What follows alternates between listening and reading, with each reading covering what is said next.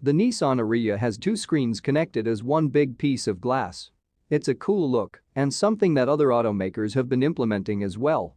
But the buttons are different than anything else we've seen before. They're haptic, which means they react when touched, but they're also mostly invisible, and that's what makes them so remarkable. When the Ariya is off, the dash looks clean with no buttons at all aside from the vehicle start button. But when the ignition is switched on, the wooden trim comes to life. We created a clean space by blending the haptic controls with the grain of the interior's wood grain finish. We did this in a way that didn't affect the performance of the controls, allowing us to achieve both functionality and an attractive appearance, said senior designer Hideki Tago. By applying a wood grain pattern to the plastic panels with a hydro printing process, we gave them a very realistic wood-like feeling. At the same time, this allowed transparent icons to come to life when illuminated. And we can see the buttons gently glow through the wood grain on the armrest and on the dash. Nissan paid especially close attention to those climate controls, laying out a scene explaining how a driver instinctively reaches for the climate functions without looking.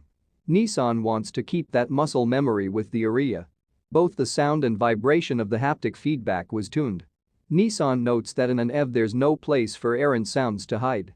Vibration and sound are inseparable, said Tomitaka Igarashi, the engineer in charge of the Ariya's interior HMI development. It may seem obvious, but this challenged our team to develop a unique sound that would match the expectations of the driver while also designing it to be as pleasant as possible. The buttons are spaced in such a manner that they can be triggered easily while looking at the road, and Nissan says it tested them with different size fingers and fingernails, with different button pressure strengths and different engagement angles, and even with gloves.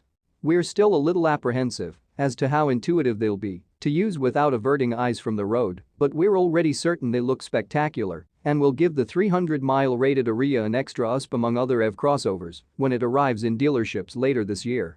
When it arrives, it'll sport either a 65 kilowatt-hour battery or an optional 87 kilowatt-hour unit, the latter providing the aforementioned 300-mile range.